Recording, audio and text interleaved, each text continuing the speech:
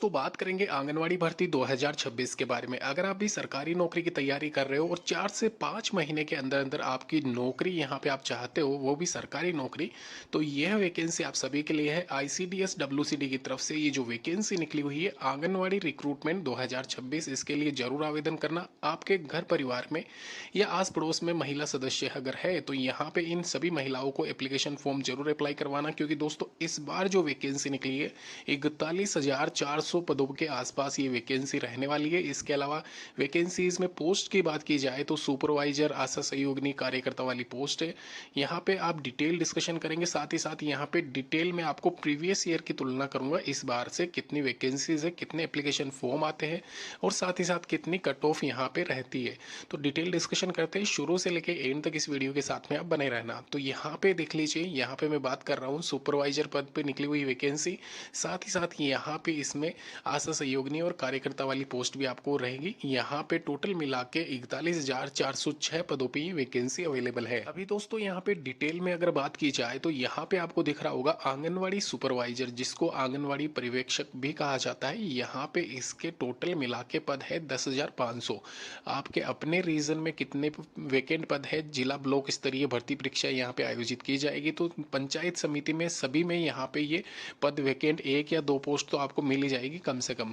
तो अगर आप अपने ही ग्रामीण क्षेत्र में यहाँ पे नौकरी लगना चाहते हो तो सबसे पहले आप उसी को प्रेफरेंस देना।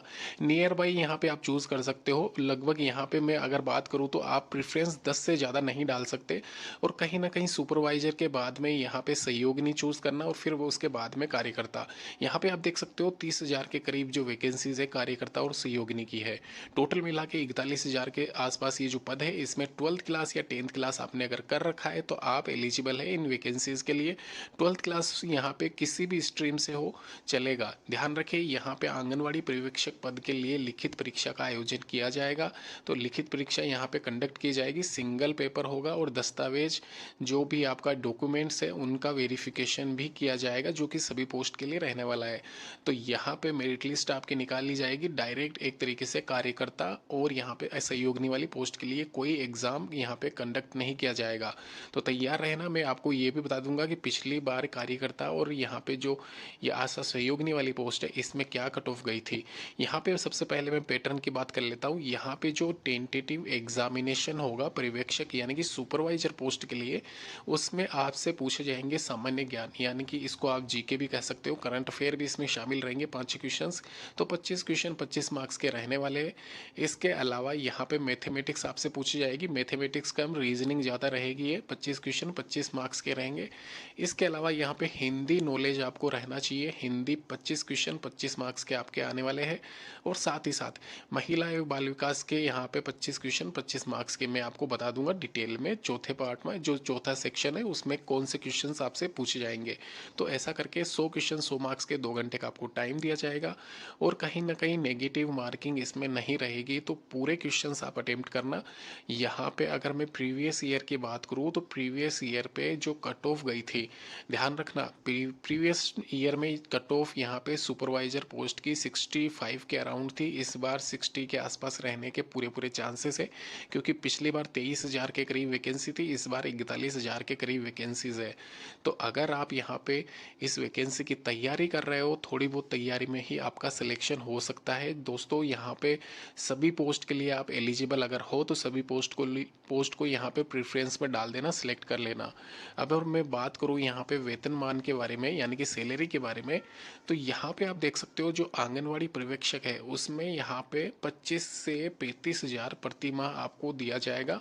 महंगाई भत्ता, टीए, डीए और फर्दर जो एचआरए मिलता है आपको, उसको मिला के यहाँ पे सैलरी थोड़ी बहुत ज़्यादा आपको मान के चलना। और ये अतिरिक्त भत्ते रहते हैं, ये सभी पोस्ट के लिए रहते हैं। इसके अलावा दोस्तों यहाँ पे वार्षिक अनुमानित सैलरी भी यहाँ पे कैलकुलेट की गई है।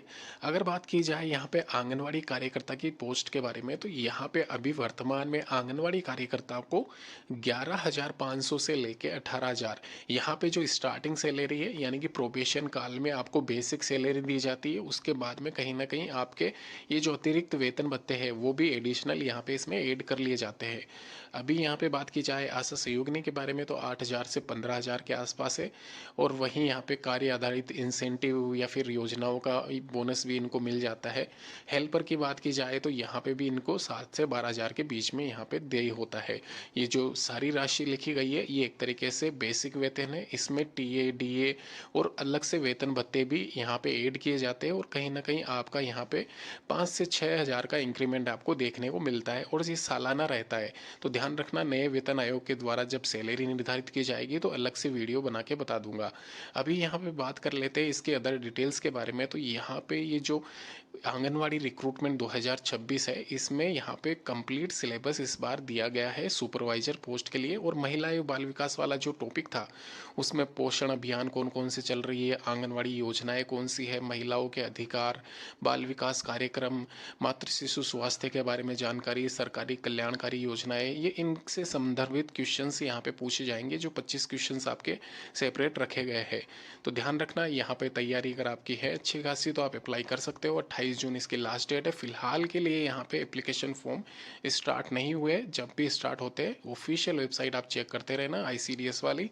इसके अलावा हमारे इस चैनल पे भी बने रहना। इस चैनल के माध्यम से, इस वीडियो के माध्यम से अलग से वीडियो बना के प्रॉपर एप्लीकेशन फॉर्म भर के मैं आपको बता दूंगा कब से अप्लाई होता है। वो सब सारी जानकारी इस चैनल के माध्यम से मैं आपको देता रहूँगा समय समय पर।